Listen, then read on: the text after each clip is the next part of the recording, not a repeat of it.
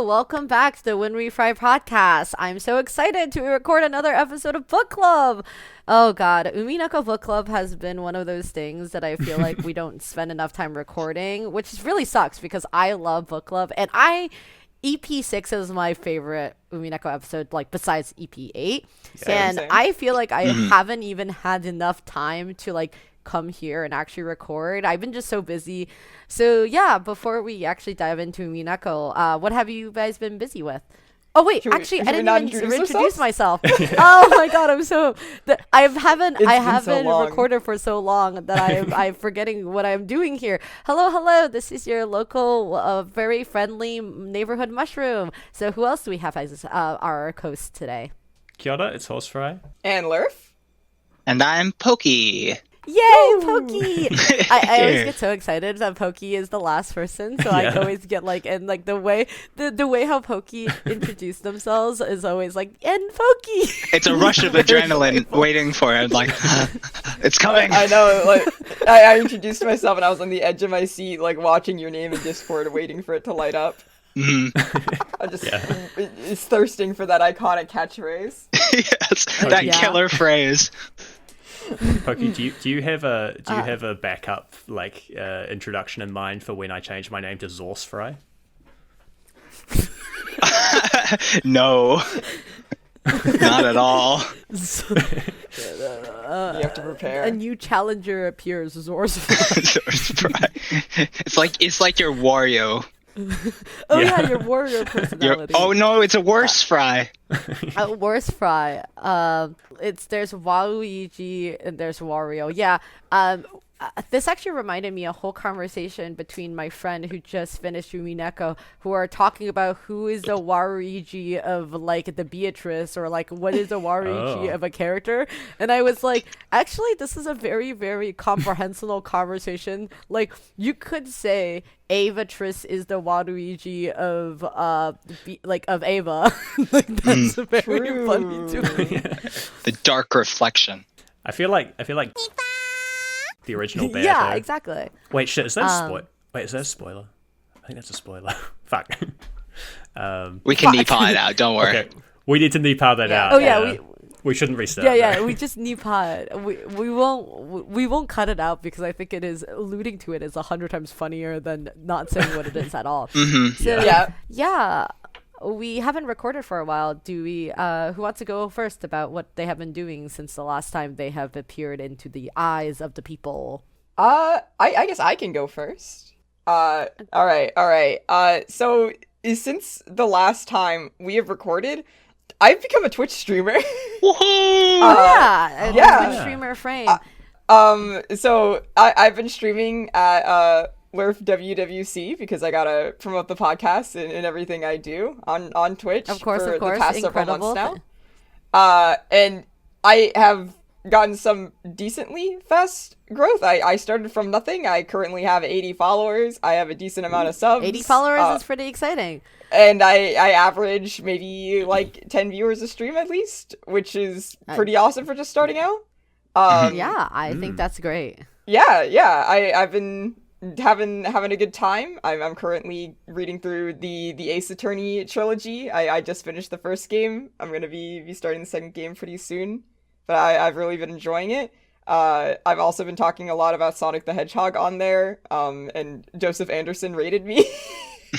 That's so sweet. I got to info dump about Shadow the Hedgehog's personal pronouns in Japanese to a bunch of Joseph Anderson fans, which was great. That's incredible. That's the dream. Well, what'd you think of Ace Attorney? Like, I heard that you'd played it before, but you hadn't finished the first game. Is that right? Yeah. So, for those of you who know Ace Attorney, I stopped about like, maybe like the after the first trial phase of Turnabout Goodbyes, and I just left that there, just hanging for quite some time, for about like 5 years or so, maybe like 6 years now. I left my framed friend in jail, and I felt bad about it. I felt very bad about it, and I've been wanting to continue that plot line ever since. So I decided to do so on stream, and I quite enjoyed Ace Attorney. I think my main gripe with it is it's not very clear what the game wants from you at some times. Oh, like, 100%. Yeah. I think that's my biggest problem with Ace Attorney, which is that I think Ace Attorney is a game made for people. You, instead of actually solving the mystery, you're trying to solve what you think the developers wants you to do, which is that the game basically actively punishes you if you think too far ahead in the game. Exactly. It's always a question of, no matter what, you're looking at like a testimony, you have to find the contradiction. You're not trying to predict who did it or what they did to kill the person. You have to answer the question right in front of you, and that's super difficult sometimes. For example, in the DLC case, Rise from the Ashes, I'm not going to get like specific into this. I'm just going to like be general with this. There's a point where it asks you to present a certain piece of evidence, and it's like a yes or no. Should I present this right now? Is that the one where... Is it the DLC case? Fuck, I'm trying to It's the describe it. one Is it the one with- about the sisters? Yeah, it's the sister one.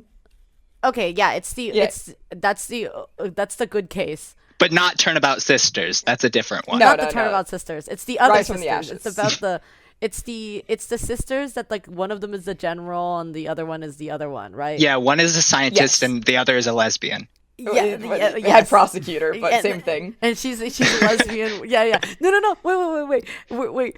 Have you ever seen that post about like how in the straight lesbian relationship, it's that like attorneys and attorneys are like a lesbian relationship, and attorneys and a prosecutor is a hetero relationship. Fuck. I've not. I feel I've like not. I'm trying to. I'm like butchering this joke, but like, are you imagining what I'm saying, right? I Like, see it in sort my of. mind, yeah. Okay, so the idea is that if you are a prosecutor and you date a attorney, that is actually ends up being a straight relationship, even though you're both gay. Oh, it's like B-stars, where if you're both carnivores, you're in a straight relationship no matter what. Yes. Same with herbivores. Yeah. Okay, I get it. It's like how Legoshi and Haru are a gay relationship despite being male and female. Yes, correct. Exactly. That's All right, I understand perfectly. Anyway, as I was trying to explain about the game mechanics that frustrated me, there's a moment in the DLC case where they ask you to present a piece of evidence, and it's like, do you want to present it now or not? And I, in my brain, was like, I know how I can present this now and prove the innocence of my client, because I understand the logic behind what actually happened in this case, and I have solved it 10 steps ahead. And so I present it now, and I get an instant game over, and I have to go through the entire trial again, because I have to present it later, because I need the story moment to happen for me to realize what happened in the it's so photo. stupid. It's So- so Okay, dumb. but I actually think it's counterpoint. The reason why you got a game over there is because you didn't look at all your evidence. That was not the right No, thing to but I do, did Larry. look at all my evidence. No, because it was just a yes or no question. Do I present this photo now? Will Yeah. it prove my the defendant like guilty? And I I'm think like, that- well, no, because I'm smarter than Phoenix Wright, and I would point out the contradiction in this. Yes, it's true. And then Phoenix points out the exact same contradiction later. So like, what the fuck? Like, I had it. Like, he knew. He made like a plan, and I understand his plan. And I know why I had to wait. But I'm just like, could you not have told me your plan, Phoenix? Because I knew what I was going to say, and it's exactly what you were going to say. But you needed to wait 5 minutes. Mm-hmm. Lurf, you need to imagine that you are speaking into an earpiece into Phoenix Wright's ear, and you know he's not a very smart man. So like, when you're like, okay, present this evidence now, he's like, oh, now? Look at this sock. And then everyone goes like, what? And then your client loses. So instead you're like, okay, Phoenix, I'm gonna tell you this one bit at a time, and you gotta lead him up to it, because he can't see more than 3 centimeters in front of his nose.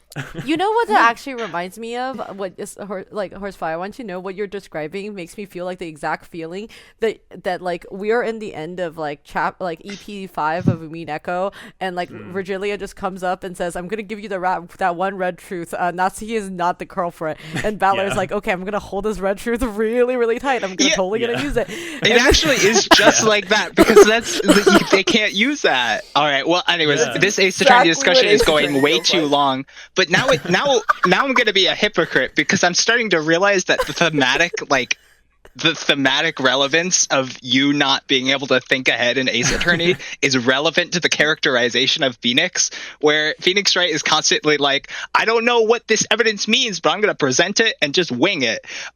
But in later games, you're playing as protagonists that think differently. So in that, you're more likely to have the protagonist be confident and know like what they're going to present before they present it. But Phoenix is just like linear thinker right in front of him. He doesn't think ahead at all. Anyways. Except that one time in the DLC where he had a plan that he needed to wait 5 minutes before presenting his evidence, but he wouldn't tell me why. That case was written after 3 whole games, so they were kind of in a different headspace. I do think, like, when did you play the DLC? Did you play the DLC after you finished the first 3? Or right after I've only finished the first Ace Attorney, so I played it because it's included with the Steam version. So for your information, technically speaking, the point you were supposed to play that game is actually after you played 6 games, and then you play the DLC, because the DLC was made... Does that make sense? Because like that makes sense. You're playing the DLC and you're like, oh my god, this game is so much longer. They seemingly I don't think actually it's 6 games though. It's not 6. Is it not 6 games? No, they made it after Trials and Tribulations, right?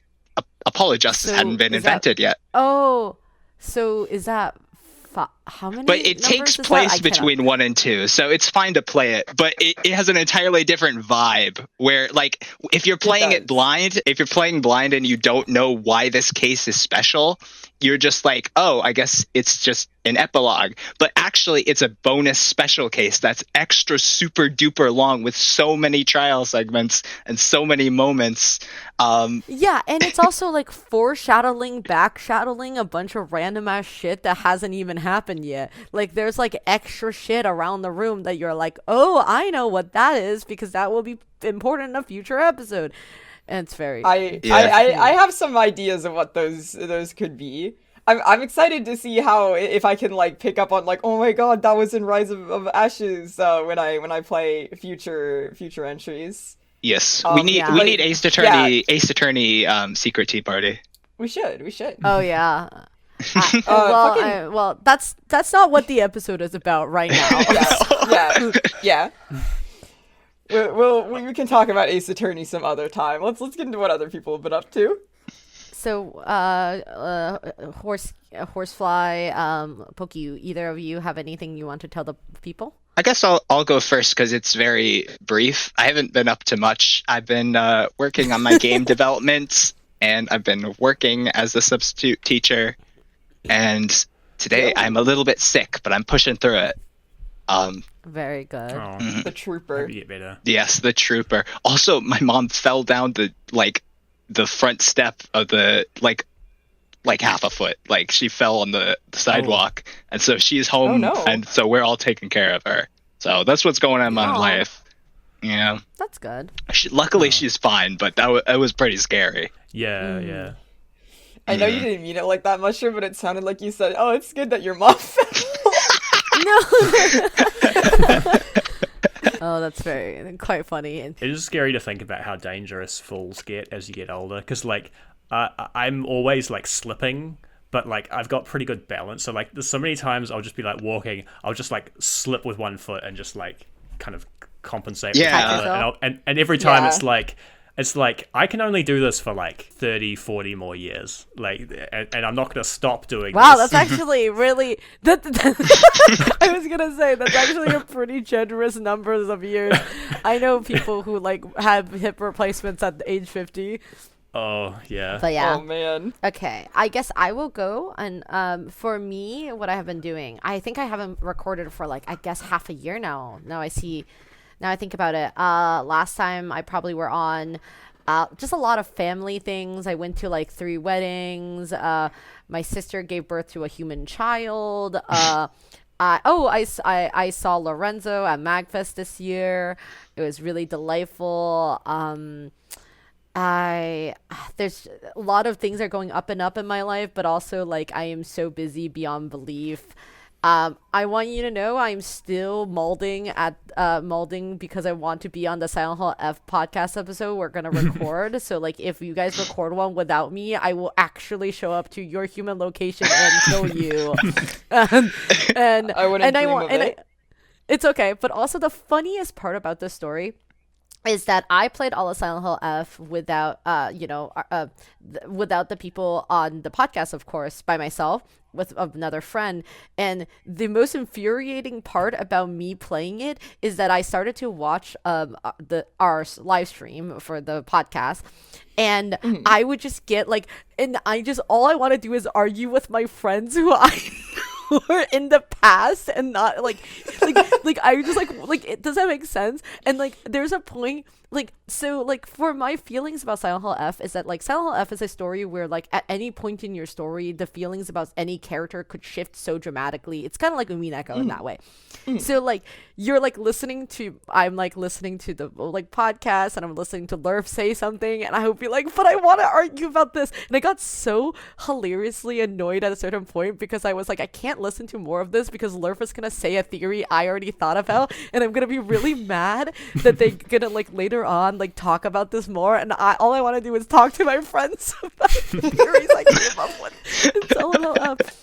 Which resulted in me not actually talking about it at all. So we'll see how that works. I had some very wild theories throughout my playthrough. No. My favorite thing about me messaging Lurf while I was playing Silent Hill F is I would type a sentence to Lurf, and for example, it would look like this is not a spoiler of any sorts. This would be like, Lurf, I have a blank blank blank pregnant theory, and then Lurf says, well, is it my blank blank blank pregnant theory? And I would just be like,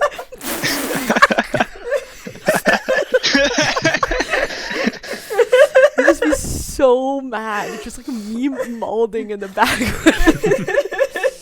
And it's like really delightful because I was like, okay, so like everybody else in the world is playing Silent Hill F because they're a huge Silent Hill fan, and like I am living in my tiny bubble of being the most Yuikishi head of all time, and I knew that the only people who would understand me is my fellow friends who are recording a live stream. I don't know any Silent Hill fans who had a blank blank blank blank pregnant theory. Exactly. And it's really bad because I want you to know, it's like when my friend and I are looking at a scene and we're like, oh, this is just, the love trial, EP6. Or like, we're like, oh, that's a gun. That's a penis reference. and it's like, I wouldn't let anybody else touch this gun. And you're like, it's about a penis. I don't know. Sorry. This is very esoteric. If you have played Silent Hill F, you'll know exactly what I'm referring to. If you don't, you don't. But yes. Anyways. So yes, Horsefly, please tell us what you have been doing. This one will be good for continuity on the podcast because when we did the spoiler episode, Lurf talked a lot about Dandadan, and I was convinced. I was excited at the prospect of watching an anime about a guy who loses his dick and balls. No, but I really enjoyed it. I watched both seasons. I want to read the manga, although I've got a lot of things I want to do, so I can't promise. Considering how long it's been since we recorded that spoiler episode, that's how long it took me to get onto Dandadan finally. But yeah. Sorry, your thing just reminded me. I've been reading Dungeon Meshi. Oh my god! Okay, yeah. Please tell me when Dungeon Meshi is so important to me and me personally. I have so much to say about Dungeon Meshi. Dungeon Meshi good or something. Yes, thumbs up emoji. I could, if I turn around, I have the last 4 volumes of Dungeon Meshi on my wall right now. Hell yeah. I'm on chapter 77. Just started volume 12. You're almost there. Yeah, I'm almost done. I've spent maybe like a day and a half reading Dungeon Meshi. I 100% understand. When I was reading Dungeon Meshi, I think I just read it in like 2 days. I like literally just didn't go to sleep. I just read all of them. It was so much. Yeah, the only reason I haven't read it faster is because I've started school again. I started reading Dungeon Meshi but then the hosting site that I was reading it on went down. Oh, shout out to all of my favorite hosting sites that are dying. Yeah. So Most sad. unfortunate. Yeah, that's all I wanted to say. I like Dungeon Meshi. It's been good. It's very good. I love Dungeon Meshi. I can say so much about it. It's such a delight piece of work. The reason I read it is because a dear friend of mine brought an inside joke to my stream, inside joke known as Lurfbait, in which there are characters that exist that in both design and in the tropes that they follow could bait me into instantly watching or reading a piece of media based on that character alone. For example, Johan from the anime Monster is one such character. And so my chat started sending me a lot of possible Lurfbaits, trying to figure out what the fuck makes a Lurfbait. So who in Dungeon Meshi is a Lurfbait to you? Wait, fuck, wait, should I guess? Please or should guess. I not? Please guess. Okay. Is it Sissel? Wait, don't say the It answer. is not Sissel. Okay, I won't say the answer then. Okay, because I'm locking in Chilchuck. Okay. Is it Chilchuck? Okay, I have a new Chilchuck. lock-in. Is it Kabu? Do we have any more guesses? I can't remember the characters' names. What's the name of the dwarf? You thinking about Senshi? Senshi. I was going to say Meshi. I was like, no, that's not right. Senshi. I'm looking in Senshi. Okay, my guess is Kabu. Poki's guess is Chilchuck, and yours is Senshi. Okay, what is the answer? Okay. I will say this because some of those were proposed to me as potential Lurfbait. But they're not what you actually end up. But they're not liking. Lurfbait. Yeah. Well, the thing is, it doesn't have to. Like, I love Chilchuck. Chilchuck's probably my favorite of the group. But Chilchuck is not Lurfbait. Chilchuck is not Lurfbait. Okay. Who would it be? Oh wait, what's the sister's name? What's the cleric? Fallen? Fallen. Yeah. Fallen is not Lurfbait. No. Okay. So Lurf, I'm trying to think very hard about this. So what I would consider as Lurfbait is what I would consider as what I think of as Komaida types, right? Like that's classic what I. This is what I'm thinking. Like, that is the classic Komaida type okay. problem. Wait, who's the guy who's like a sociopathic like extrovert? Like he's really good at reading people. Yeah. No, that's Kabu, right? Like Okay. Yeah, So it is Kabu. here's the thing. Yeah. So here's the thing, because I think Kabaru, well, not the Lurfbait that got me into Dungeon Meshi, definitely is Dungeon Meshi, but my chat fails to realize in some places that this is more than design. You know, like they think it's purely aesthetic based. It's not, because you could send me a character that I may not be super aesthetically attracted to, but the tropes involved of the character, the execution of the character is what makes me interested. Is it Lao? Wait. Let's just name every character. So This should be an you're episode on in and of chapter itself. Oh my god, this Yeah. is exactly. We should do it. I could talk about Dungeon Meshi so much. Okay, I'm also like, or is it just God? Should I name some examples of Lurfbait across media to give you an idea? Yeah, give us a few. Okay, sure, go for it.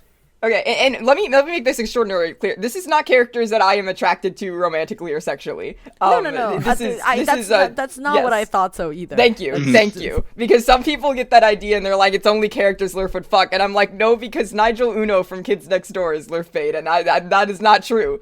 CL Phantom Hive, also Lurfbait. Johan Monster, I have concluded Lurfbait. Let's see other Lurfbait characters. Let me go to my channel. Simon Laurent from Infinity Train is Lurfbait. Simon Laurent. Simon Laurent. I just said like that, like the homophobic dog. I know what you are. Silver the Hedgehog would be Lurfbait. Is it? Let's. Oh God, this is gonna be Edgeworth so from Ace Attorney is Lurfbait. Yeah, so yes, Phantom yes. Hive is Lurfbait. it's giving trauma. Wait, how is it not Sizzle then? The thing is, no one sent Sissel into my chat. I didn't know Sissel existed, but Sissel would definitely be Lurf bait for sure. That was my first guess. I thought your guess was either gonna go Kabuto or like Sissel. That's what, if you ask me. So like Lurf, this is like the conversation when you started Made in Abyss, and I like when you were finishing up Made in Abyss, and I was like, hey Lurf, I'm gonna point a gun at you. Who do you think my favorite like Made in Abyss character is? And you were like, it's clearly Woko, and I was like, oh my god, so, like Lurf, you're incredible. You understand exactly who my favorite character in this whole goddamn story is, and it's none of these main people. Yeah.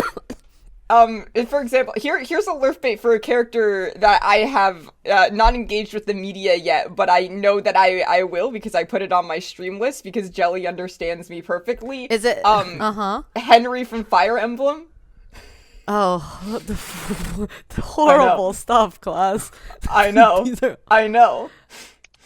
A horrible thing. How can I convince you a character from Star Wars is a Lurf bait character? Like, what would I do? Anakin is Lurf bait. Anakin is Lurf bait. Yeah, okay, that tracks. Anakin is Lurf bait. Okay, wait. Could I talk about what? Okay. I know we are so far into the episode and we have not talked about anything Umineko yet. But I want you to know that my friend tricked me into watching all of Star Wars. So we started from the original and then we watched the prequels and we watched the sequels. And I want you to know, I am hands down a prequel lover. The prequel is so much more, infinitely more interesting than the original. I hated everybody in the original. And meanwhile, prequel is incredible because prequel is about 3 stories that are actually meld together. You have the conservative boyfriend and the liberal the soft-lived girlfriend, and then his well-meaning father/brother figure who's trying to get him to do the well-meaning father/brother figure is basically doing Indiana Jones in the background while they're like reenacting some fucked up your love for your conservative boyfriend is not gonna stop him from going down the alt-right pipeline. The scene when he's like I killed all of these people for you. I thought Anakin was gonna turn around and say to Obi-Wan Kenobi and says, and then you fucked my girlfriend. You know that meme with there's the guy saying something unhinged and the guy next to it's like, hey, listen, this guy really helped me out in high school. I'm sorry he's like this. I want you to imagine that meme, but the unhinged take is like, they're animals and I slaughtered them like animals. I hate them. I want you to know that I want you to know prequel was incredible because I'm like, everybody who hated the prequel did not understand how incredible it is. This shit is fire. I was falling down to the alt-right pipeline and killing becoming a school shooter is so insane. Mushroom, Anyway, have you seen Backstroke of the West? No, you've talked about this. Do you have? I know we're planning to record a book club right now, but do you have another 2 hours after these hour and a half? Because I will show you Backstroke of the West. I need you to see Backstroke of the West. I have the full movie on my computer. I will 100% schedule a time with you and we can 100% watch this movie. If anything, I have the most unhinged movie takes you can possibly imagine. You will love Backstroke of the West. We're spiraling. Okay, if Anakin is Lurf bait, every character in Backstroke of the West is Lurf bait. You will love that. Shit. What we need to do is, besides a dungeon meshy secret tea party, we also need to do a smoking room where we each share and try to guess our Lurf bait characters for each ourselves. I plan on making a tier list on my stream, and I will include everything in that episode in my tier list. Yes. Okay. Lurf, let me send in the last dungeon thing, meshy you Lurf have- bait. Okay, now Lurf, please tell us what your Dungeon Meshy Lurf break is. I think the image says it all. That's such a fascinating choice. I understand who you are. I understand. The only explosion emoji. This is the most effective lurf bait of my chat, because I instantly went to go read Dungeon Meshi. I understand who you are. Because I saw this person. Lurf, I cannot wait for you to meet Don Quixote do Flamingo. You need to start watching One Piece. I'm reading One Piece reading on One stream. Piece. Reading One Piece, like you promised. Okay, Horsefly, how far in One Piece are you? I'm up to date. Are you caught on up? One Piece.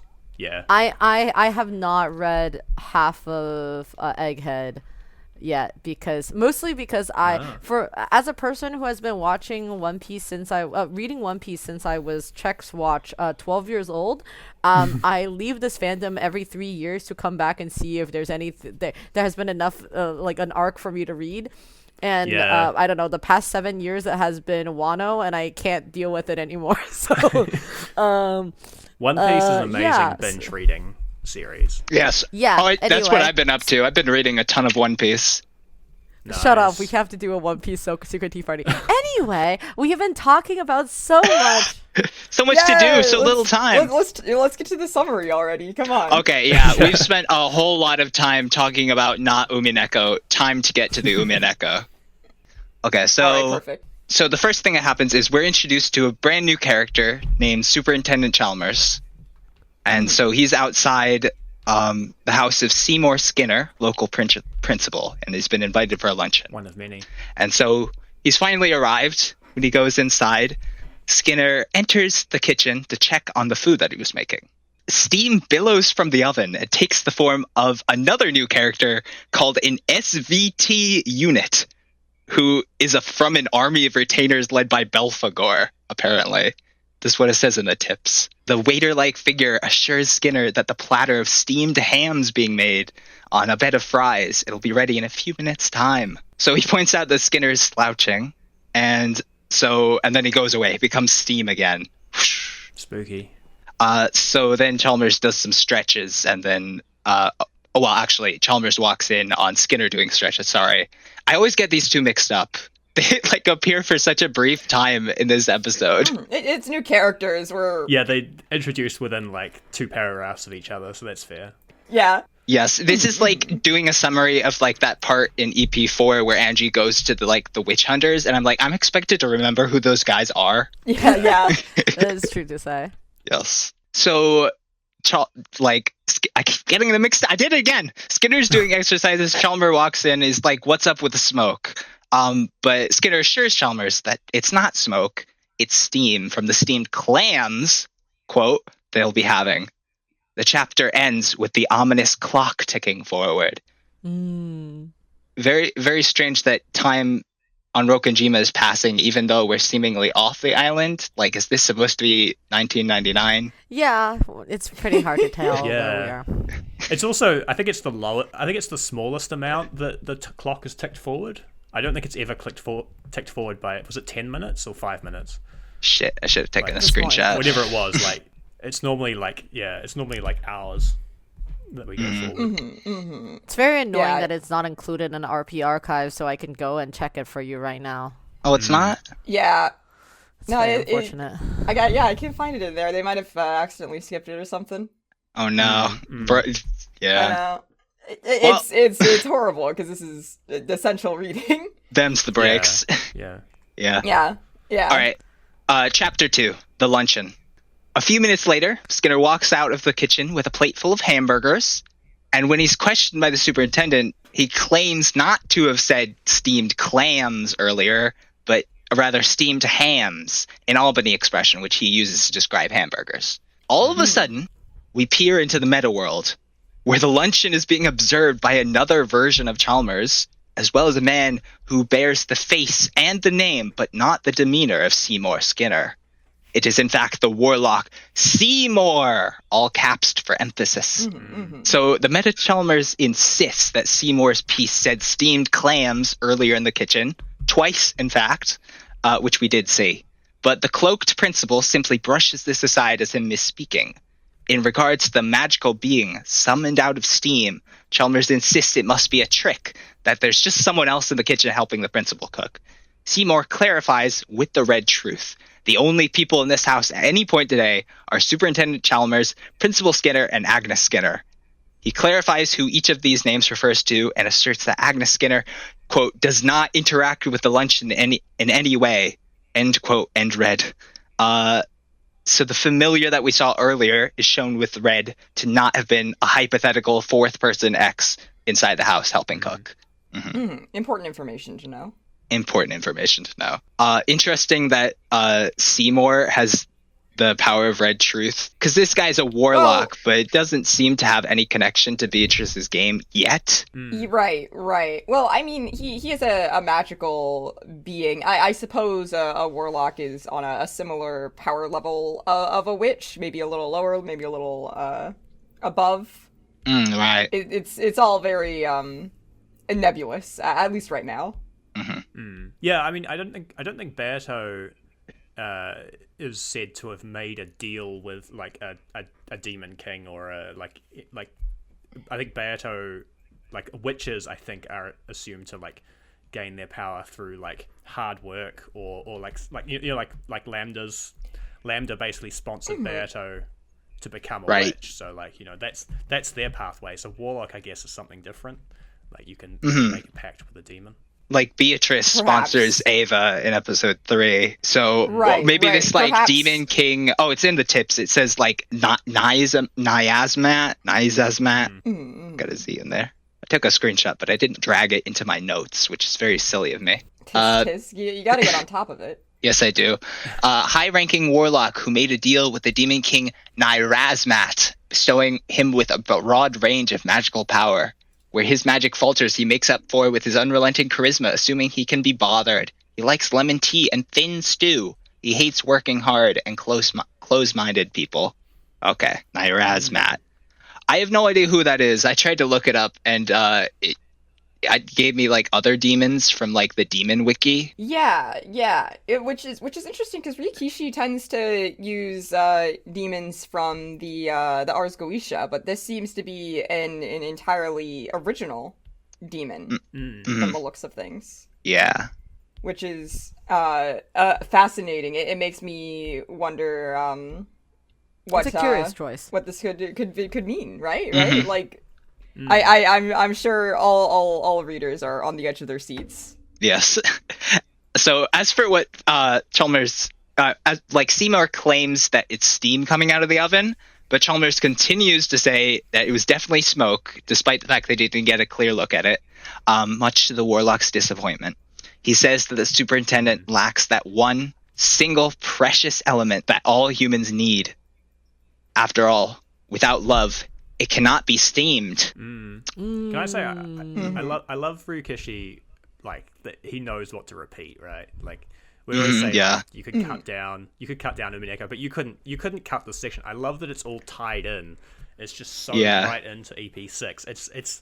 It's like, this whole thing's a total non sequitur, but he's really showing like it's relevant. Yeah, because all of EP6 ties back to that central theme of seeing with the heart. Yeah.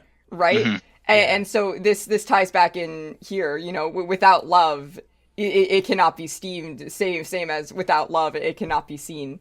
Like you need love in order to understand what Seymour is doing in that kitchen. Yeah. Even though they're very different characters, there's definitely some parallels being drawn between him and Beatrice. And not to get like a little. I'll wait for the summary to finish actually before I bring that up. Yeah. Yep. But I was gonna say I have more parallel thoughts. It's bordering on spoilers, but I wonder if like Seymour and Okanogi know each other. But I probably have more thoughts about that. They have that killer phrase. Right. Well, we'll get there. We'll get there later. Yes. So the game / luncheon resumes. Chalmers compares the hamburgers to the ones served at the fast food restaurant Krusty Burger, but Skinner denies it. These are a family recipe for good old-fashioned homemade grilled steamed hams. Principal Skinner briefly retreats into the kitchen, then immediately returns with an exaggerated yawn, like a puppet whose strings hadn't been cut yet. Of course, Ryukishi, as we all know, loves his puppets and their strings. Of course. And their uncut strings, yeah. I feel like it's not even necessary here. Like, we were just talking about he knows what to repeat, but, like, I feel like he could have cut down a couple puppets. I suppose. He could have cut those lines like puppets with their strings cut. Would it really be Ryukishi if we... You know what? Actually, you're right. Charm to it, Like, it lets us know that this is connected to everything else, right? Yeah. Because it would feel like a different author in a meta way. Yeah. It took me 20 minutes to read this. Honestly, how short could you make this? If you were really like trying to get this down to something that was like punchy and just got to the points that you absolutely needed, like what? Like you could cut, I don't know, 17 minutes from it, like make it like less than 2 minutes long, maybe. Yeah, but it wouldn't have the same feel to it, you know? Like, and like the pacing is very, very important. Like what, are we just gonna like cut out all the meta world scenes? Those are essential to understanding this chapter. Yeah. Umineko Mysteries, like, you know, theoretically you could solve it if the only things shown to you were like just the things that like that Chalmers saw, I'm sure. But like realistically, who's going to solve this if it was only on screen for like 2 minutes, right? Right. We need to establish the mystery as well as get our facts in order with the red truth. Yeah. So just as Chalmers is about to leave the house, he yells in shock from the bright, fiery glow of something lurking beyond the kitchen door. Skinner quickly claims that the light is Aurora Borealis. In the meta room, Chalmers and Seymour are having lemon tea, and the former has asked for his theories on how an aurora was conjured into the kitchen. He says he won't guess and simply wait until his piece is able to see inside once and for all. Definitely paralleling Battler in episode 2 is like not my turn yet. But then when the superintendent's piece asks to see the aurora, Principal Skinner simply replies, no. An impressive move, might I say. Yeah, that is checkmate. It is really interesting because pieces can only act according to like how they would actually act, right? Like they have to act in character. That's one of the rules of Umineko. So it's interesting that whatever it is that this aurora is, it must be pretty private. I find it interesting that there's this parallel between the meta Chalmers and the piece Chalmers, where like the meta Chalmers is trying to solve this mystery, but then like the piece Chalmers is able to be quickly dismissed with a no, and then he just leaves because I guess that's just the polite thing to do when someone says they won't show you their aurora. You know, that's none of your business. Yeah, that's true. That's probably what I would do. It seems that the piece doesn't have the same motivation to solve the mystery that the meta version does. Yeah. It makes you wonder how many times Seymour and Chalmers have done this tango. You know, have they also been having repeating mysteries? Okay. So as the two exit the building, an elderly woman can be heard up from above shrieking about house fire, which is ridiculous. These are just the northern lights. Chalmers' piece leaves the premises, much to the real Chalmers' chagrin. Seymour asserts in red that he's not cheating. Very vague red truth there, but I guess true. Whatever constitutes as cheating. Whatever, you gotta define cheating. They went to the trouble of defining who everybody in the house was, but whatever. Yeah. The superintendent begins to speculate that if nobody inside the house helped Skinner with the luncheon, then perhaps the hamburgers were passed into the house from the outside. But the existence of an unknown ham X is denied by staying in red that nobody passed anything to me through any window. Suspicious. When asked to accept that his employee genuinely prepared a wonderful luncheon, superintendent refuses such a reality even more emphatically than denying the existence of magic. Chalmers now begins to theorize that the hamburgers were made by Agnes Skinner before the luncheon even started, but the idea that preparing the hams beforehand wouldn't count as interacting with luncheon is denied in red. This got me, actually. That was originally my theory when I was reading this. Right. Yeah, same. It's got to be somebody in the house, and so I like the clever point of like, again, like Battler coming up with clever, reasonable theories and then being shot down and then like thrown into desperation, as we'll see later with the smoke machine, like reasoning, quote unquote. But so he's like, but if she made it beforehand but not intending for it to be used for the luncheon, then that wouldn't count as interacting with the luncheon at all. But no. Not at all. Instant shot down. But when asked to deny the fact that Agnes saw a fire with the red truth, however, the magical man begins to stutter. only to flash a sinister grin and say, "My mother never saw a fire in the house today, nor did she hear, feel, smell, or otherwise sense a fire. In fact, no fire existed in my mother's house at all today." Superintendent Chalmers, taken aback, and his theories of a smoke machine are quickly shot down as he considers the low probability of an aurora occurring at this time of day, at this time of year, in this part of the country, localized entirely within Skinner's kitchen. He is devastated to come up blank, and thus the curtains close on this delightfully devilish luncheon. Yeah, that red truth about his mother and his mother's house is an absolutely devastating one. I definitely want to talk about it in spoiler section because I have no idea what's going on right now. Yeah. No, don't worry. Can I say ho-ho-ho.wav, criminally underused, that it was only played here? No, it's a very good one. I'm glad it at least was in once, yeah. Yeah. Also, is this a localization issue, but Superintendent Chalmers is credited as Super Nintendo Chalmers? Is that know. I thought I was seeing things, and I was like, huh? Super Nintendo Chalmers. Yeah, was Nintendo like an educational company originally? Like, is that like so like they named themselves after like superintendents of their like school prefectures or something? Maybe. Yeah, I mean, for Ryuichi Kishi, a person who's this worried about getting sued all the time for the fact that he was even to call something like Disneyland, I can't believe, like, you know, he would able to slip something like this in. Yeah. It very well could be a localization issue. I mean, then again, in Higurashi, we did have you know, like Kenta-kun, which is just like KFC man in Japan. So that was like an active name drop. So who's really to say? Are we covering the Tea Party? I want to talk about that, but like it'd be funny if instead of this made up like Krusty Burger thing, like it was just like KFC, like with a little Kenta-kun reference in there. It would be a fun callback to Higurashi, I think. But I feel like perhaps the reference might take away from the importance of the scene and also the relevance of the name Krusty Burger, which we can talk about in spoiler section. You're right. Yeah.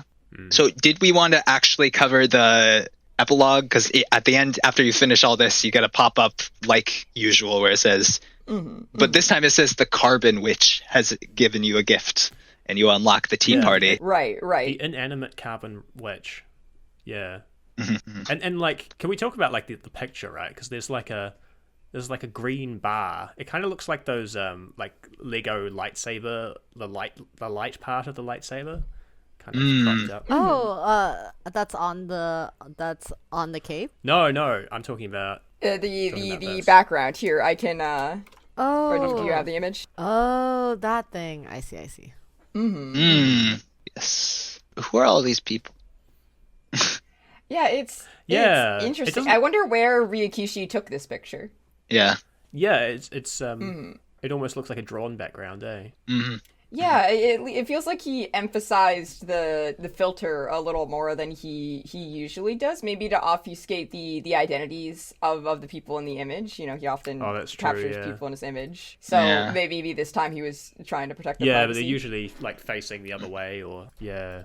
Right. But because they're facing towards us, he wanted to cover them up a bit more. Yeah. I think it makes sense. I wonder if these people know that they're in a Ryukishi video. No. That person third from the left might have a clue. Yeah. True. Yeah. I mean, any of these people could be me. I probably wouldn't even know. It's so distorted from reality. So when you go into the Tea Party, it shows a fire truck going by with a siren, and that's the end of the Tea Party. Okay. Which is interesting because the existence of a fire has been denied by the Red Truth.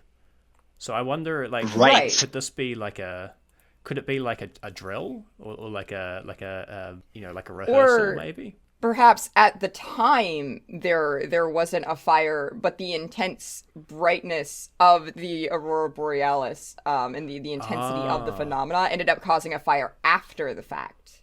Oh, okay. I think I might have cracked this. I think that there's some sort of like metaphor going on here where like the aurora represents the Red Truth, and then the fire truck has water, and the water is like blue, right? So it'll be like that's the blue truth. So I wonder if Superintendent will get the power of the blue truth just like Battler did. I never thought about that. Interesting way of thinking about that. Yeah. Yeah. Yes. Perhaps the reason he was so all right to leave early is because he was preparing the fire truck. So when he was denied, he knew that he had to get out of there to get his blue truth fire truck so he could dismantle the red truth that was being thrown against him. Yes. Actually, if you look at the red truth, it only denies the existence of a fire in Seymour's mother's house. So, like, what about the possibility that there is actually a fire in a house that isn't Seymour's mother's house? Perhaps and that's yesterday. Where the fire truck's So there's like a fire down another road. Wait, should we save this for spoiler free? Yeah. I mean, spoiler section. Maybe, yeah. We're getting a little too close to the what's actually going on. All right. So for the Tea Party of those who are not human, we cut to 1999, where Angie has apparently presented this tale that we just read as part of episode 6 to a witch hunter, and so it's based on some sort of like American property. I'm not really familiar, but the witch hunter is really taken aback by the fact that Angie doesn't actually have any real info to show. And I'm not sure, but I think this is meant to be Angie, like, well, actually, no, that's spoiler section, actually. Oops. But anyways, Angie, it goes back to Amakusa. She makes him change his awesome music. Can I say I really love the sick burn? Like, that's right. I forgot you only like fan fiction about the death of real people. Yes. I jumped up. Yeah. I audibly gasped when I read that. Yeah. No, that was really, really good for sure. And I won't get into it for spoiler reasons. I think this is a very pivotal moment for Angie. Yeah, this is where everything changes for her, really. Yeah, I think. Well, yeah, this is spoilers, but I think the best ending for Angie would only be possible because of this part. Yes, I agree. Well, okay, so I think we have talked a lot. So I think, are we ready to talk about spoiler section yet, or are people still want to have more thoughts before we enter the spoiler section? But before we did go in there, I just wanted to point out the parallels between Seymour and Lambda Delta, actually. When I was looking at their character descriptions, I noticed that he hates working hard and closed-minded people, seems to very much contrast Lambda Delta, who loves hardworking people and whatnot. You know, he likes a lemon tea and thin stew, which feels very, very contrary to Lambda Delta's sweet aesthetic. Right. Is it actually also a wondering- reference to Beatrice's tips? I think so as well. Yeah. But I think is specifically the hates working hard thing. It makes me wonder if he potentially has beef with Lambda Delta. Right. They could have some history there. Speaking of tips, did we talk about the tip that was introduced this chapter? Oh, we did not. No. Here, let me... I snipped it. Do you have By the way, screen grab can I that? just mention this right now? I hate the fact that after episode 4, they stop including the epitaph in the tips for episodes 5 through 8. Like, that's still so relevant. annoying. They haven't revealed the answer yet. Keep it in there. Anyways. It's still our mystery. Yes. Which especially baffling to not include it in episode 5. This is the tip. Weather balloon. Oh, yes. Right. Yes. The weather balloon. I think this is the first time that we've seen a tip that has an image inside the tip description. Right. Yeah. Note how might the be balloon right. is shaped like a heart. True. Without love, it cannot be. I just realized I don't know what these guys' PlayStation sprites look like. I wonder. Oh yeah. Oh, true. We should look I that up. have no idea. I can't find anything. This might be one of those things where, you know how when they were making the new Switch ports, they at that point is when they actually redrawn a bunch of sprites for like I don't know, and they added. Oh, new might want to additional Nipa sprites. that. Oh, 니파다. I'm so sorry. Yeah, Wait, is that really a spoiler? Isn't that like that's just the fighting No. game spin-off? But that's still a spoiler for Okay, later fine. on. still a- Fine. yeah. The fighting games have a spoiler in them. Yeah. Yeah. 니파다 for anybody whoever is editing this. Speaking of, Yep. Seymour is epic to play as in Golden Fantasia. Just want to say Oh man. Yeah. Yeah. His moveset. that's my main. Yeah. Yeah. Seymour plus Battler combo goes really, really hard. Yeah. Can I say I love the ending of this secret tea party, where like it's just some pretty cool like conversation between Amakusa and Anji. I think the callback to the fact that Amakusa just goes around carrying golf clubs everywhere even though he doesn't play golf.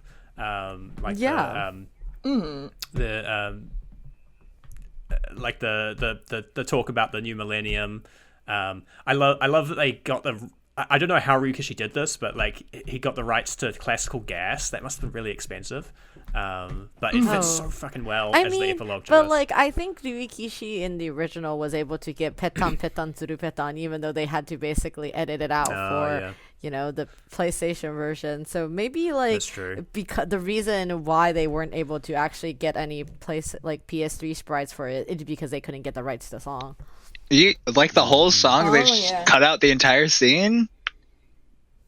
But the ending of Umineko doesn't make sense without all this. Yeah, like very it's unfortunate. actually pivotal, and anyone who doesn't realize, like how pivotal this is to the core of Umineko is frankly media illiterate. If Yeah. you don't mind my saying.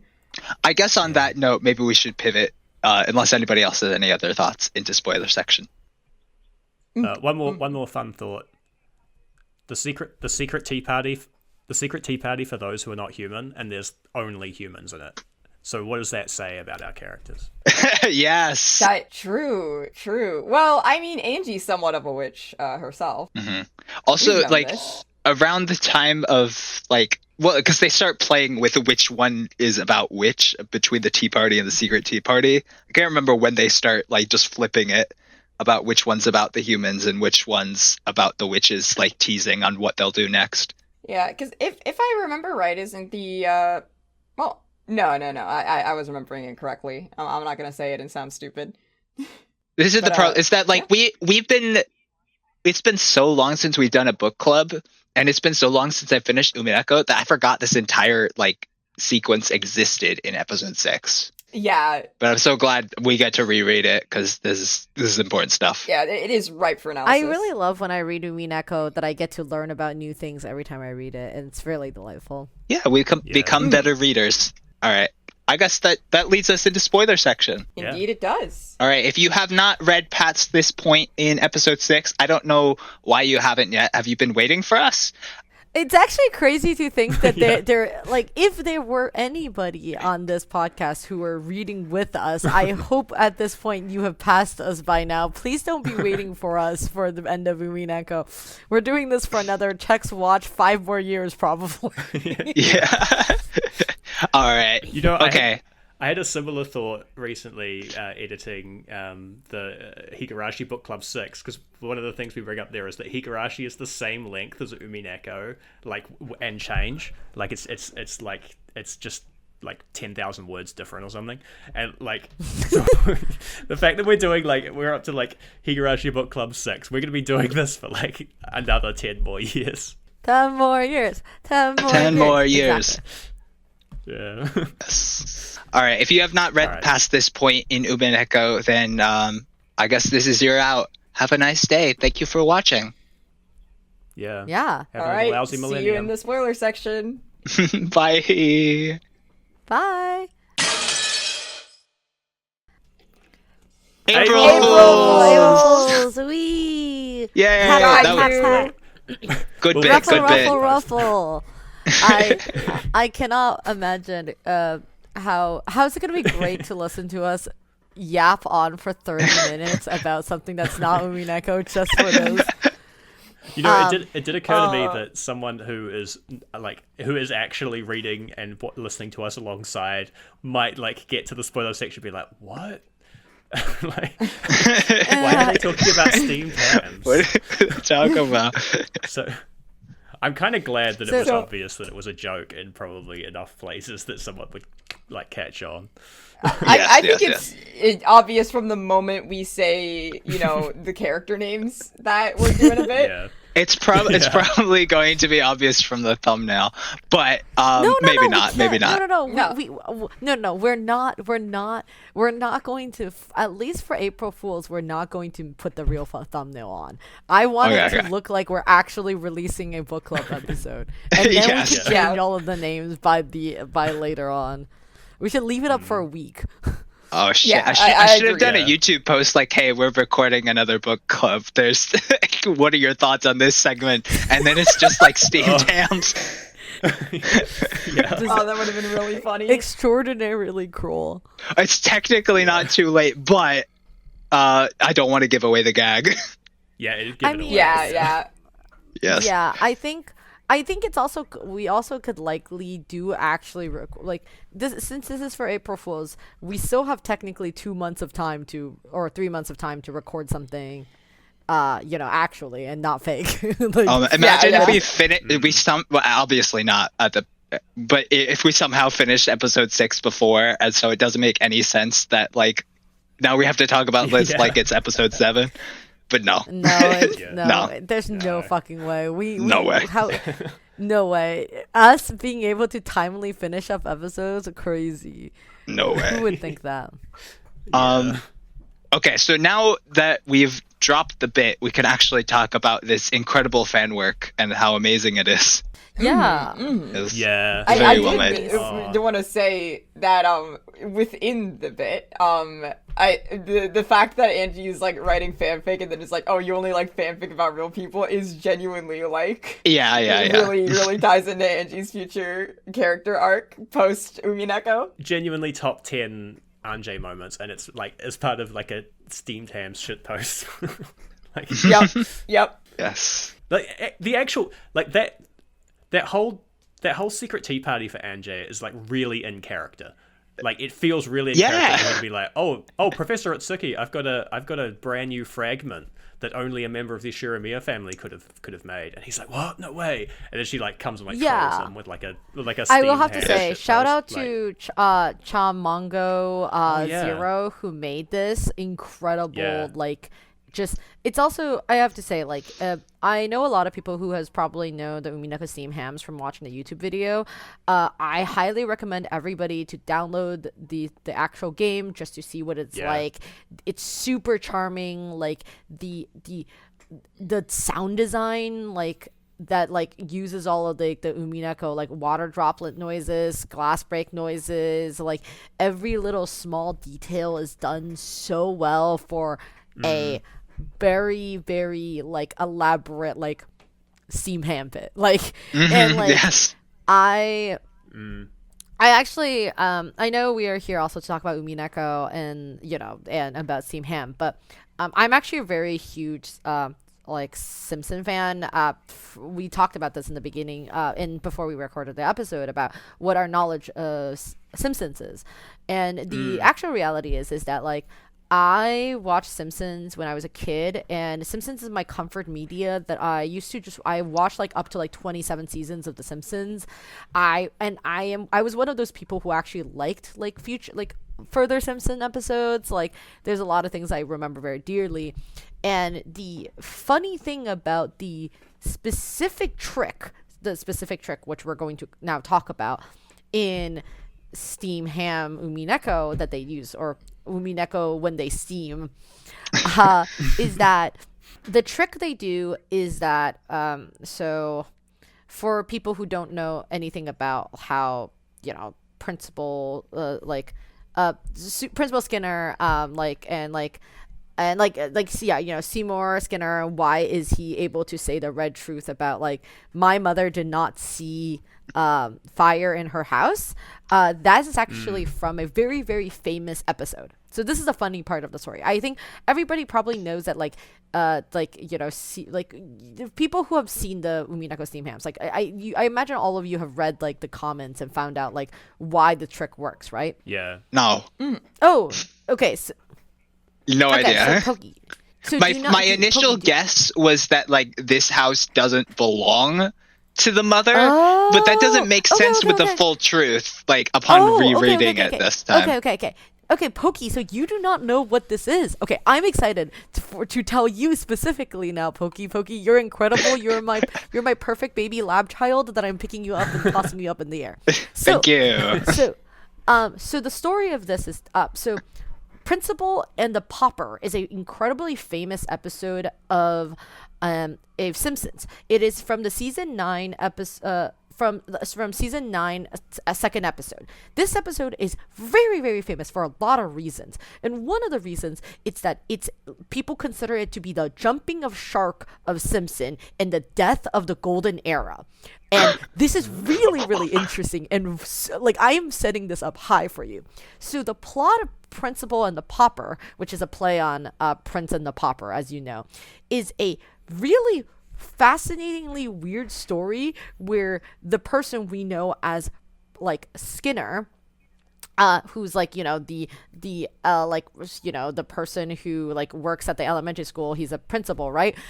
He like admits that his real name is like Armand, and then he knew who the actual Seymour Skinner was, who was a friend in the army who died in like Vietnam War, and then he took his identity and came back to Springfield and then just became Seymour. That is what the plot of that. So that is the plot of Principal and the Pauper, and that is really interesting. So you heard this plot, right? People were fucking pissed when this was aired in 1997, because imagine you have watched like 9 seasons of the show, like 8 seasons of the show, and you think you have like a good understanding of all these characters, and suddenly like this is like what people regard as the jumping of sharks, like a character that like has like a reoccurring character that people loved, has a lot of character development, is now just like that guy's an imposter. He's like, and everybody hated this so much that like later on this episode was criticized by Matt Groening, the series creator. It was criticized by Skinner's actual voice actor, and like super funnily speaking, like the Martin Sheen was the real like Seymour Skinner, like in this episode, because they always like get a bunch of guest stars that are like very famous, and like isn't that such a fucking fascinating reason? And that is actually why the Principal Skinner is a very famous thing, because it's a famous joke even amongst people who are Simpsons fans, because this is a well-regarded, infamous episode that people are very controversial about. Like they got so many hate mails from so many people about this episode, and for future generations of people who are writing think pieces about the Simpsons, because of course there are people who are writing think pieces about Simpsons, because Simpsons is 37 seasons long. They consider this specific episode to be the death of the good parts of Simpson. Wow, that is a lot. I didn't have that context. Wow. Isn't that such a fascinating thing? That is fascinating. That explains the real truth now. Mushroom, can you explain, like, was Skinner, the obviously the Skinner that everyone knows, like he was still in the Vietnam War, all that stuff didn't get retconned? Because like, okay, so this is the part that this is the interesting thing. If they were like, oh, he's just a fraud, like he was never in the war, that would really suck. Well, this is the part that's actually really interesting that you brought this up. Very good, smart thing for you to bring up. So this is the part that it gets interesting. A lot of people regard this episode, Principal and the Pauper, as a non-canon episode because people hate it so much. And also in future episodes, it also kind of slightly retcons it. And also because what continuity is there for a show that has been running for 37 years, if that makes any sense. Yeah. Plenty of backstories about people changes and not changes. And like, so for example, if you were to look at Simpson Wiki, which, you know, lots of people. Yeah, that's what I did. It doesn't say anything about that being not his real mother. It does. So here you go. If you look at the non-canon section, oh my God, talk about the real son that's one of the things that people are like super unhappy about, and now they are not very sure if they consider it as like canon or non-canon. And even at the end of the episode, they have this whole joke where they do a reset button where like, here, you could read some very fascinating things. Here, somebody please read the afterwards part of the section that I've just posted. Here, I can read it. Just in plot here? Plot, yeah. Oh, okay. Yeah. Should I read the both paragraphs or just the last one? You could read both paragraphs. Okay. Plot. Seymour Skinner is about to celebrate his 20th anniversary as school principal, and it goes smoothly until a man he claims is the real Seymour Skinner comes in, pointing out that Agnes Skinner is his mother. Principal Skinner admits that he is not the real Seymour Skinner, and is only an imposter. He tells his story in a parody of the life of Martin Guerre? Greer. I think that's how yes, something along those lines. Yeah, Martin Guerre. And admits that his real name is Armin Tamzarian, but assumed the identity of Sergeant Seymour Skinner. Soon the sergeant becomes the school's new principal, because he says he has intentions to be the principal of Springfield Elementary School. Afterward, Springfield prefers Tamzarian over the real Skinner, even Agnes. Tamzarian, however, has left Springfield and gone to Capital City. The Simpsons devise a plan to get Tamzarian back to Springfield by coming to the capital city to get him back. Back in town, the citizens of Springfield force Sergeant Skinner to leave on a train, accidentally tied to a chair on a freight train car.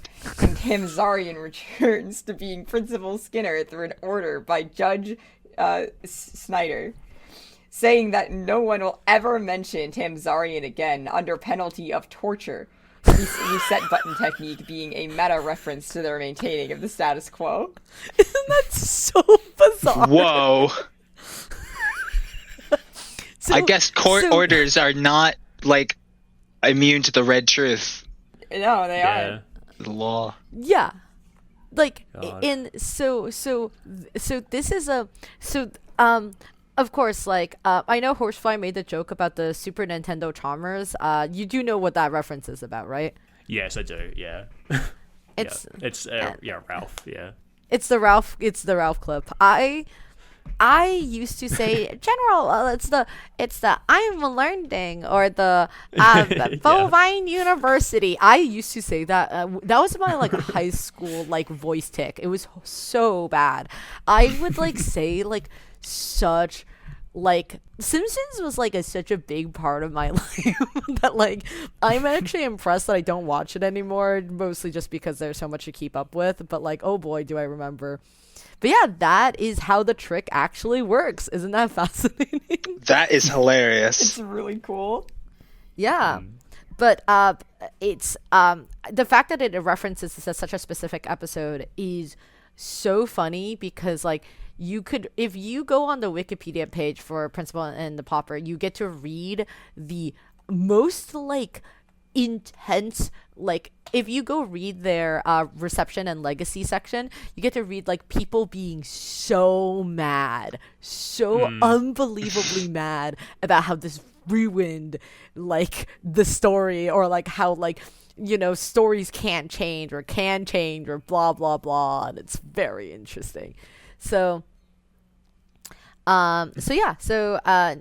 this episode is also vaguely considered to be non-canon, so depending on who you talk to. But the trick is worked very well, and I think that is lovely, and it is a beautiful tribute to both Umineko and Simpsons. But yes, I actually wanted to talk about this. Like, I wanted to say, like, I think like the utilization of this trick is actually so perfect because this trick is exactly the same trick that Beatrice pulls off in EP3, right? Yeah, pretty much. Oh. Yeah. Oh, Because, like, with Battler. Well, no. I'm okay. Let's talk about this. No, the no, first that's thing EP2. is this is is it EP2 or EP3? No, I'm saying the EP3 trick I'm talking about is Beatrice says that like there is actually a Beatrice in this garden 19 years ago, like that trick when Yeah. they like when they get like Renove to say it, because like Renove could say like Beatrice was in the garden, but like that's not the same Beatrice, like it's just the name Beatrice. Yeah. Like that's the same exact trick, right? And I think that is just so fascinating. What else do we want to talk about in the spoiler section of this? I just wanted to say how this is a perfect encapsulation of exactly how Umineko works and functions. Yeah. Like, if you look at the original Steamed Ham clip and then compare it to this, everything that happens in this, from the magical oven that's like smoking and pretending to be a servant cooking the steamed quote-unquote clams, to, oh, he was seen just stretching on the window. It's not like he was climbing out of the window. He was just doing some stretches. And the use of the red truth, and like all of the ways that the text obfuscates what's actually going on, as well as the theories that Chalmers comes up with, you know, like the things that are like, oh, like focusing on like the wrong things of like someone else must have made these, it was your mother, like she interfered with the luncheon, without like thinking out the core of like, okay, these taste like Krusty Burgers. He went across the street out the window to go get, but like he's like theorizing about like all of these possible ways that things kind of gone on, and focusing on all the wrong details. I also love the red truth that says nobody passed me a burger through the window, because he was the one who went out of the window and came back in, so nobody did pass him a burger. Like it's also, and he didn't go through the drive-through either. Also, the specification of no one passed me a burger through a window, but someone definitely passed me a burger over the counter at the Krusty Burger. Yeah. You know? The specificity is so good, and it's exactly the kind of red truth tricks that is done in Umineko. Like, one of my favorite versions of that is the one that's in, I think it's in EP5, where the one that Lambda just like comes up with this whole fake, like there's a letter scene in the room, and then to trick Erica, and the answer is like, that scene didn't fucking happen, Lambda. Stop telling red truth about a scene that didn't happen. Did not. Like that. My favorite. One of my favorite fucking Umineko tricks, due to sheer like how stupid it is EP2 first Twilight with the chapel, where it's this whole thing of like maybe there's a secret door that got in, or the door automatically locks, or blah blah blah, all of these things, and the answer is the door was never locked, you fucking idiot. Rosa just turned the handle and pretended it was locked. You fool, you thought the door was locked, you thought this was a closed room, that door was fucking open. It is quite so delightful. It's so good. There's also an amazing overlap between EP6. One of the things that frustrates me about not frustrates, but like one of the quibbles I have with EP6 overlaps really well with like what's funny about the steamed. By the way, if you somehow have got this far without watching the steamed hams, you should just go watch that now, because I'm gonna like be unfunny and explain the joke.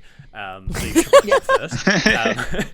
But like steamed hams, like I think just part of the joke is like, Chalmers just doesn't care. Like that's the gold truth behind the steamed hams. Like he doesn't, like he's suspicious, but he doesn't care enough to actually bother to try and debunk it. Like Seymour is really worried about what Chalmers will think, and Chalmers is suspicious because he's like, oh, like you served me Krusty Burger? No, Skinner Burgers, old family recipe.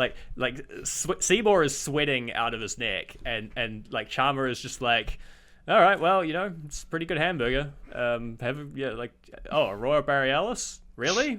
You steam a good ham. And I don't think he believes that Aurora Borealis is in Seymour's kitchen, but I think he also just doesn't want to know, or doesn't care. Like, he's like, I don't know, like, if you don't want me to look inside your kitchen, I guess I'll just leave. Like, And like so like but that's kind of the contradiction, right? Like when you're watching Steamed Hams, it's like Chabas is on to him the whole time but just doesn't do anything. And like on the other hand, like Umineko, EP6, the whole mystery of EP6 could be solved if Erica's like, okay, I'm just going to open the closet.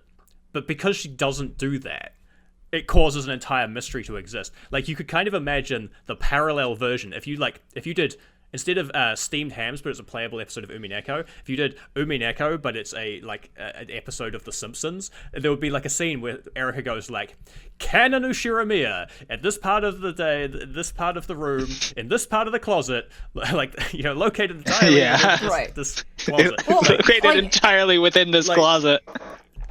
I think it parallels. And Bettler's like, yes, and she's like, oh, okay. Can I see it? Yeah, No. Well, here's the thing, though, because this is also another parallel of like that scene in Steamed Hams, funnily enough, because the thing is that Erica isn't caring about the right thing. And neither is Chalmers when he's theorizing about these Steamed Hams. You know, he's thinking about like, oh, that possibly could not have happened, so I'm gonna come up with like this crazy idea of whatever, you know. And with Erica, she's not focused on the correct thing there. Like her thing is, okay, Canon is definitely in this closet, and I'm gonna shoot and find out. And the thing that matters is not like who is in the closet, or even it doesn't matter like what happened in the closet to Erica. What matters is like Canon is in the closet, right? And when we get the Canon is not in the closet red truth, Erica doesn't go, okay, logically, how does that work, right? Like Erica doesn't try to understand the heart of the matter. She just goes, I got duped. You know?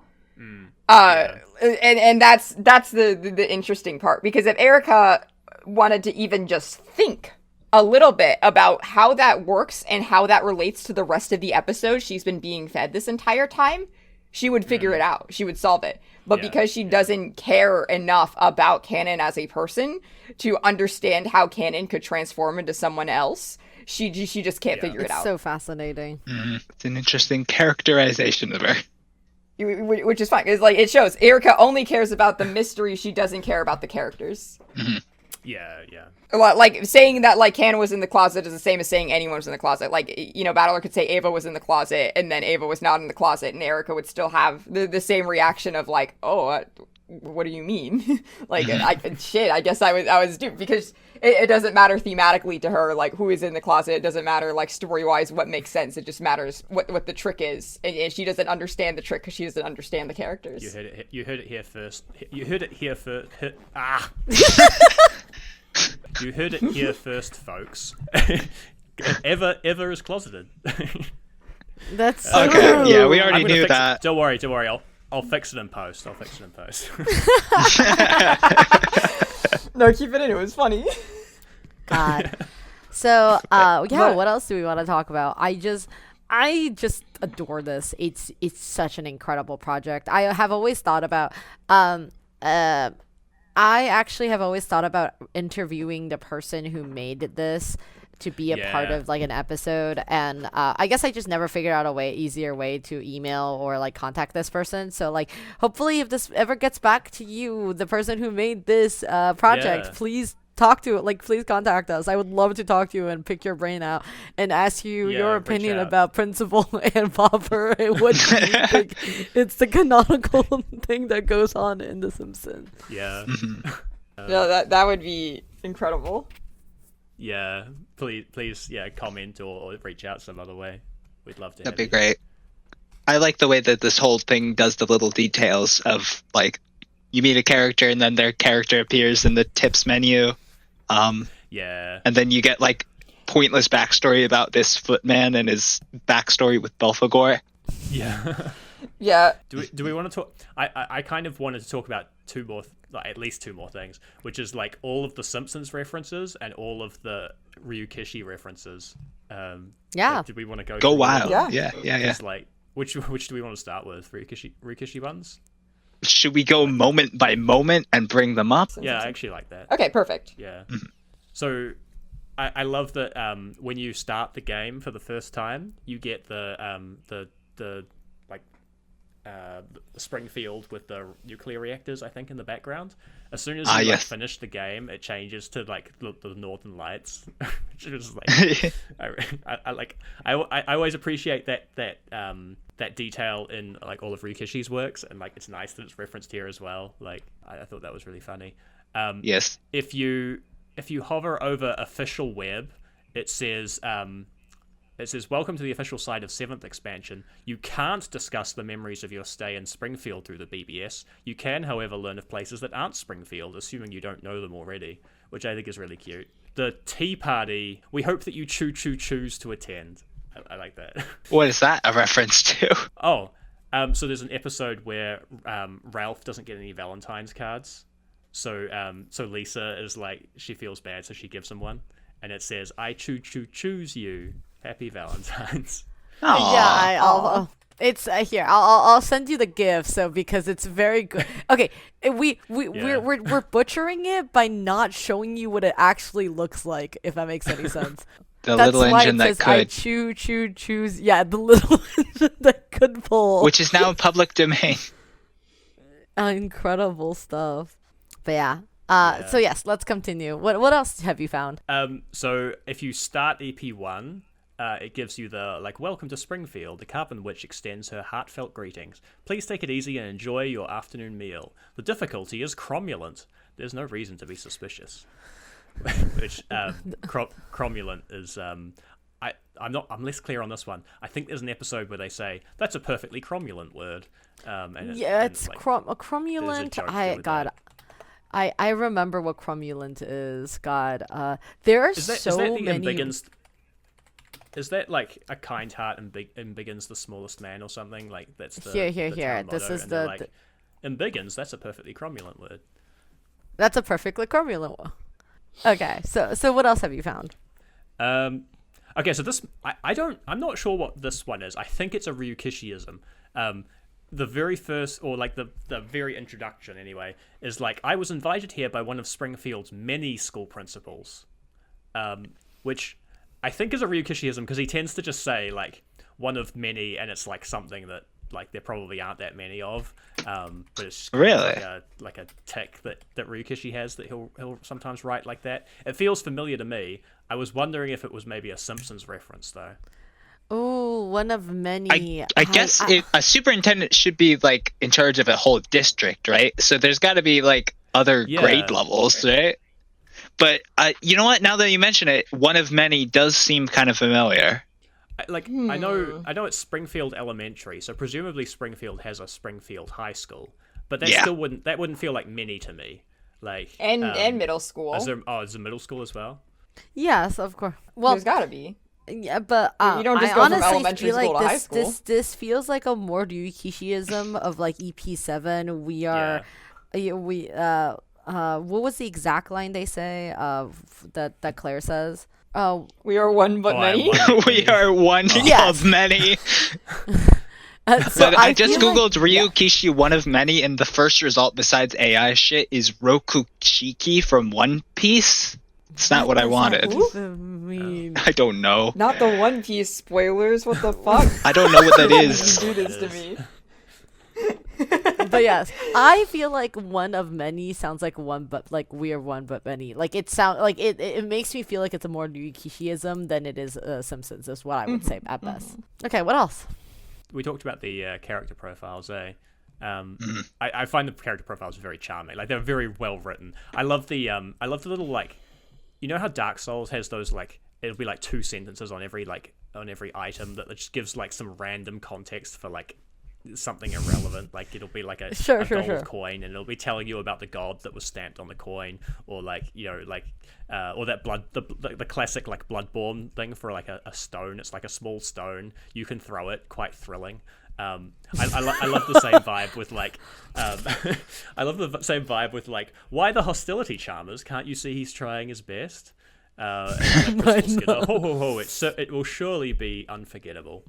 But Oh, and the weather balloon, of course. That is just a Simpsons reference. That I think Bart doesn't Bart launch that. Yeah, Bart launches balloon? that. Can I just say I'm very proud of my improv to point out that it looked like a heart. So like Yeah, I without like love, that, the yeah. weather balloon cannot be seen. Yeah. Fair. And I was trying to think of something profound to say about it. But also on the character profiles, on Seymour's, it says he likes lemon tea and thin stew. And like the lemon tea, I think is a reference to the Simpsons episode where the Shelbyville steals their lemon tree, which has that like this is like a great. If you haven't seen it, again, you should watch it before Horse Fry like ruins the joke. But there's that great scene where like the Shelbyville version of Homer is like, "You lose, Springfield. Now, if you don't mind, all this talk has made me hungry." And he just like bites into a lemon, and like you could watch in real time as he like regrets his decision. Like, and he makes the same face that's in that when they drink the lemon tea and it's too strong in the episode. It's the eats lemon. I just it's this classic face. You know how everybody have made this face, but they make it for Pop Team Epic. Do people know what I'm talking about? Look at this face. Like Yeah. like there's the Pop Team Epic lemon face. Yes, that's Like one. yeah, like you know how people make this face because they are like, oh, it's a popping epic face. It's actually a very classic Simpson bit. I see. How is the Simpsons so good? Listen, Western animators have been doing the lemon face for decades. Yeah, and lemon anime's delay. stealing it from us. They're taking our meat. No, my favorite thing is when my favorite thing is when Angel is like, oh, he doesn't watch Simpsons, he wouldn't know. And then it's like, and then Amakusa's like, well, like, you know, like it's kind of weird for Japanese people to watch this, and she's like, you think I'm weird for watching this show? It's very just getting so defensive about how she likes watching The Simpsons. And you know, I think she would like The Simpsons. I think she needs that fun and whimsy in her life. That And also, reverse the Ushiromiyas and all of their reverse weeabooisms. do you know what's the most Exactly. mortifying thing? Wait, do you want to know the most mortifying thing that you actually can know about this? So, Yeah. the funniest joke of all time about this is actually that Umineko 1998 sections are placed in 1998, correct? Which means Right. the episode that I was talking about, The Principal and the Pauper, has already aired in their world because it airs in September 28th, 1997. So in a universe of Angel could have actually seen this episode because it is already aired. It's really good. Wow. It didn't occur to me until you mentioned it, Mushroom, but the Simpsons, the Simpsons themed Hams episode is explicitly in 1999. I hadn't thought of that, but like that means she's had her golden ending already, and that's really sweet. I like that. Like this is Anjay already riding out into the sunset, and the first thing she does is like, all right, but before I retire and go north, I'm gonna go troll Utsuki one more time. Yes. That guy I- got off too easy. I did almost mention the fact that this is post journey Angie, and then I was like, wait, no, that's actually spoilers. Yeah. I noticed you almost do that. I even dropped the bit to say actually. Yeah. Now, here's the real question for everyone at the table, okay? Okay? Are we listening? Yes. Yeah. Does Angie think the episode is canon? Probably because it's only just aired, right? How does Angie feel about the episode? Ooh. So when did it air again? 1996. So for your information, 1996 is when Steam Ham aired. So Steam Ham aired in 1996, and the principal and the Pauper aired in 1997. So Right. that's it's been out for a so while. my take is this. Okay, this is my take for Angie as a character. I think Angie is the type of character that would probably be, you know, if she lived further, which we do know she does, if she was a teenager in the 2000s, 10s, she would have 8 Madoka Magica up. So honestly speaking, if she liked any character or if she thought any piece of work was interesting, giving that character suddenly a very tragic and fucked up backstory is probably the exact type of thing Angie loved. Yes. True. So to her, she probably thought it was the coolest thing that suddenly Principal Skinner has this really fucked up That's why she wrote fanfic about it, to prove the haters wrong. Yeah. Yes. Yes. Because look at how much it improves steamed hams if you apply witch logic to it. Yeah, and that's my esoteric take on the so why it wouldn't matter. Read. So yeah. I like this take. Coming back to lemons, because I only did half of the things in C. Oh, the other thing is soup, right? He likes thin stew, which is probably one of my favorite Simpsons bits. Like, it's probably like top 10. Do you know what I'm talking about, Mushroom? Yeah, it's it's The thin stew? it's the thins.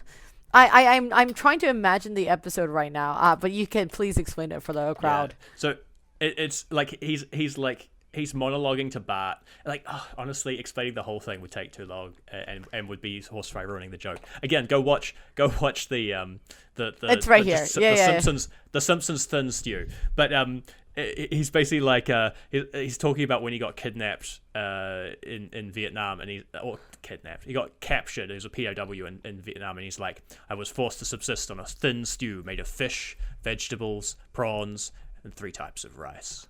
I just about went mad trying to find it in the States, but they just don't get the spices right. Like, it's an amazing bit. I can't do it justice, but yes. So the important part is that Principal Skinner has been to Vietnam. We know that he the very important point of Principal Skinner is that he just goes on his Vietnam rants, like where he just go and be like, we did this and we did that. The only thing that was very special about the principal and the pauper is that he was switched, like, if that makes any sense. Like, there was at no point did they retcon the fact that he'd never been to Vietnam, for your information. That's good. That's good. Fascinating stuff all around. I really like that aspect of Skinner, that like he's this Vietnam vet. He's got PTSD. Like, I feel like a lesser show like would either take that and like center his personality around it, so he was like a huge hard ass and like, you know, like just an asshole to the kids, and on the other hand they have this thing of like he's kind of like a massive softie, like in the show. Like, yeah, exactly. He gets bullied by the children. The absolute pushover gets bullied by the children all the time. He gets bullied by his teachers. Like, yeah, he's like, but like every so often they just like, oh yeah, like, you know, some lawyers from like Disney try to shut down the school fair because they used the copyrighted phrase "happiest place on earth," and he just kicks their ass. He just like kicks them up because he's a Green Beret. It's so bizarre. Shout out to the people who are in our audience who not only have read all of Umineko but also understand why we're talking about The Simpsons. Very layered. Oh, like, I mean, I guess we've kind of already talked about it. Like, but the dialogue that happens in the meta world is such a great, like, Ryukishi writing. I love the line, "Ho ho, you have a truly interesting conception of what definitely means. Are you sure you didn't mean to say, I have my own stubborn, ignorant assumption of what was coming out of the oven?" Like, the gaslighting vibe from, like, Seymour, and, like, it's just top notch, and, like, Chalmers perfectly fills that, like, bullied battler role so well. It's such a Beato line too. Like, Yeah. I Very. can see Beatrice saying that to Battler, and Battler being like, "Oh, there's no way that wasn't smoke coming out of that oven. Steam in an oven? In a That's similar not way, possible." in a similar way, when there's that line that's like, what are the chances? I mean, the Northern Lights appear 100% at some point in the year if you get far enough north, but down here it would be like 0.1%. No, wait, for it to be during the day would be 0.6, and you're like just sitting there like, yes, the gaslighting is working. Like, I also love that references the structure of the at this time of day, at this time of year. It copies that structure completely, so you know exactly what it's I hadn't noticed referencing, that. but it becomes awesome. Ryukishi-ismed. yeah, Yep. yeah. Oh man, I hadn't noticed that. That's so good. But yeah, like, just the 0.1% is so Ryukishi. Like, it's Rikishi loves his math. yeah, yeah. I love when he just starts bringing numbers into things for no fucking reason. Yeah, yeah. And it works so well here because you're like sitting there going like, dog, why are you calculating the odds of the northern lights appearing at this time of day? Like, it's clearly not possible. Yeah. I think we talked about strings hadn't yet been cut. That's amazing. Of course, strings haven't yet been. Without love, it cannot be steamed. I still think about that. I fully expect if we ever get to interview Chamango and we're like, how did you get the idea? It's 100% I'm putting all of my money on black, saying it's because like they had just thought of it, like without love it cannot be steamed. Wait. And the entire thing came together. Steamed hams? Like that was It's so I'm good. sure that's the moment. Magnum opus is born the way you think it is. It's just I think what like really kills me is just like how thread together it is, that you're just like, oh, like you come up with one banger phrase and you're like, I'm writing a whole 20 something minute like bit around this. It's genuinely so well crafted and put together. Like every single little element of this is perfect. I have no notes. It's perfect. Yeah.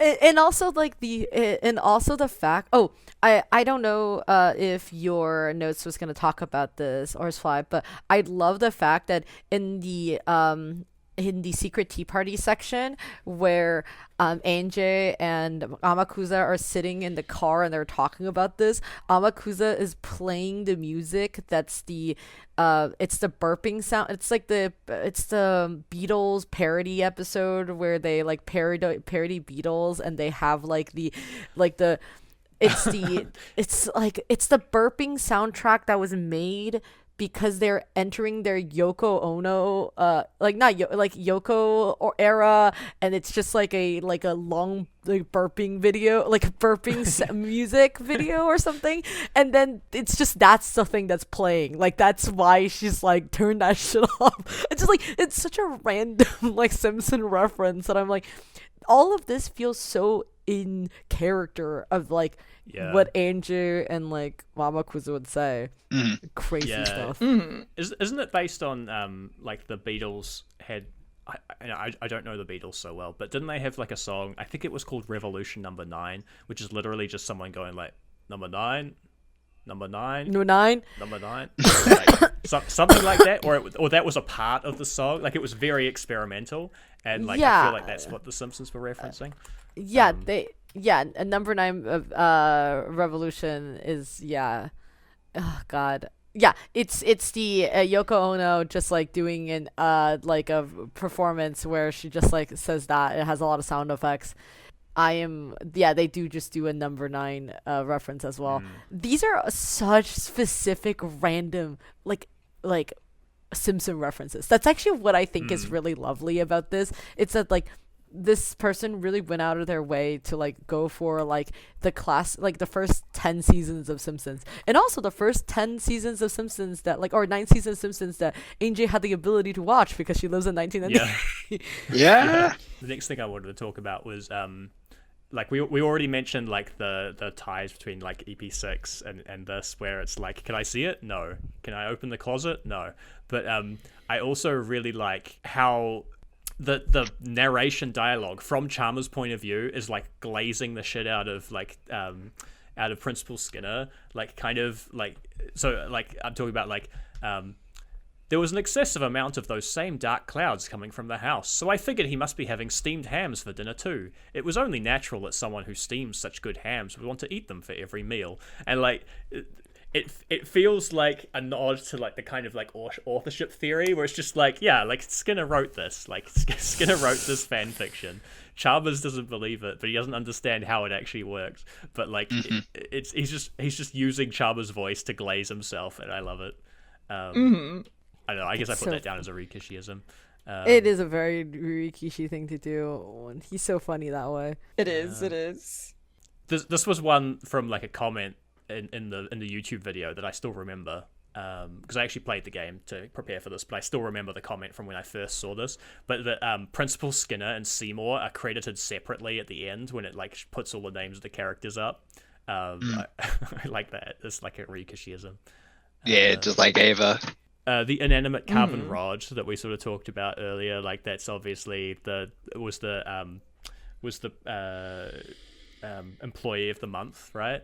That was like the thing. Like everyone in the plant except Homer had been employee of the month, so he really wanted to get it. And then I don't remember the details of the episode. I remember at the end going like, and so we will